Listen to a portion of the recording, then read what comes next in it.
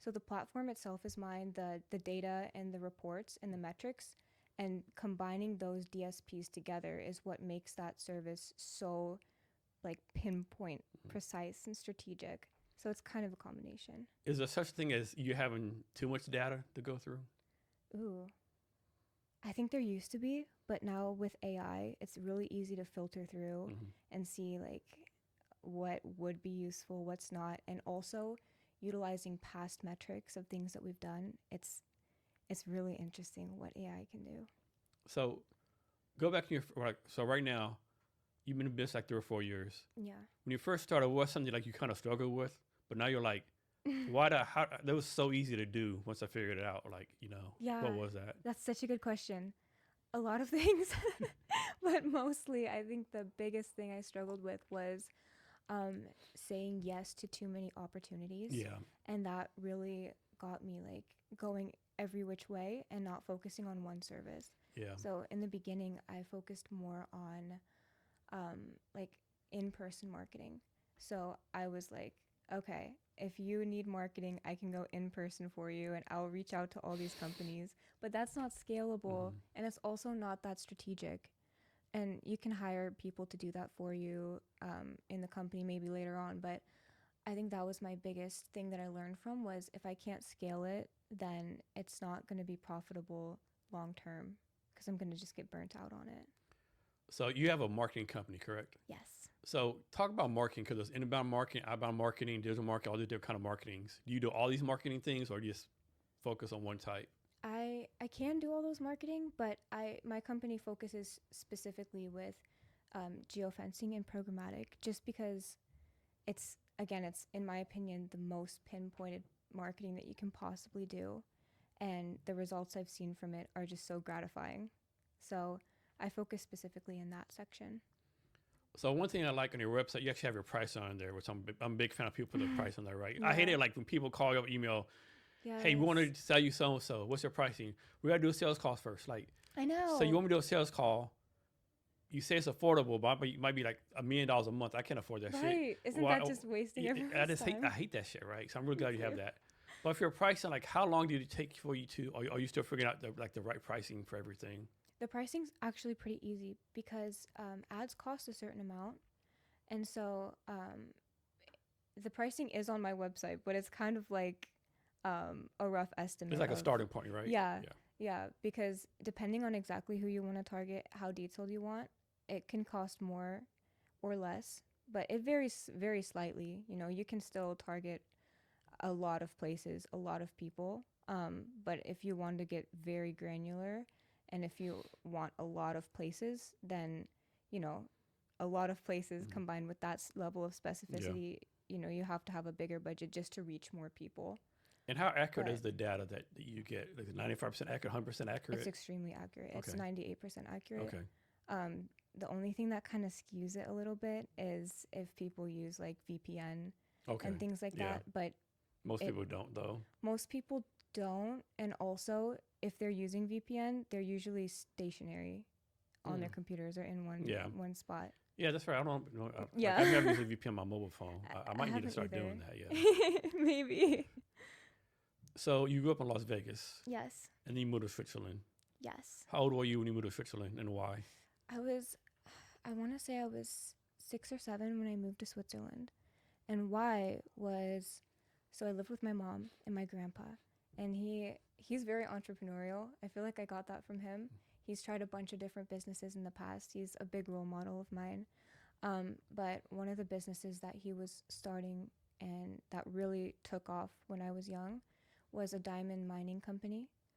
And so he was getting really successful at that.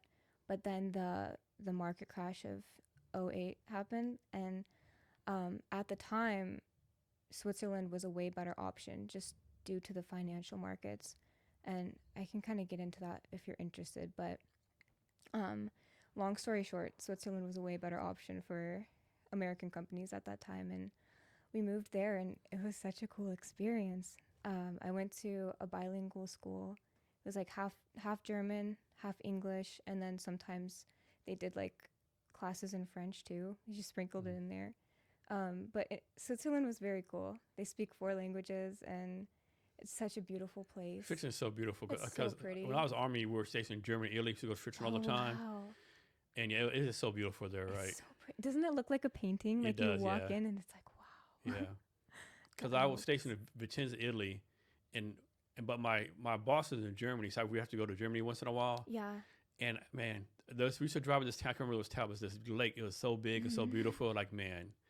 And one thing that's crazy. So on the way there, there's McDonald's in Switzerland, right? Mm-hmm. Best McDonald's in the world, right? It was just like man, this really McDonald's? Like man, this tastes like real meat here. That's crazy.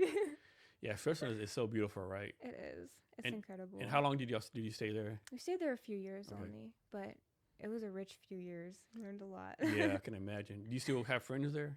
Um, not so much friends, Yeah. but some family. Yeah. Yeah, my grandpa married someone from Austria, but she lived in Switzerland, and now she lives here. Did you ever go to Salzburg, Austria? Mm-mm. That's another beautiful city too. I can imagine. Like they did the Sound of Music there, and it looks just Oh, like the movie, right? yeah. Austria, it's really pretty. Yeah. A very gorgeous part of the world. Like all of those countries are really nice. Definitely. Mm. And your mom's an entrepreneur too, also, right? Mm-hmm. How did well, so talk about how your grandfather and mother like influenced you to be an entrepreneur. Like, what did you learn from them? Like, Mm-hmm. I'm sure, like talk about you learn to do what not to do from them. I That's a good question. I don't think I learned so much what not to do and what to do, but more like to do in general. And I saw that and I was like, okay, when I was young, he was very successful, but there was a lot of times where he wasn't, and he's done a bunch of different businesses, like from steel to like soy milk before the whole soy milk boom, and a bunch of different things that some of them worked, some of them didn't work, but I think I saw him when it was really working.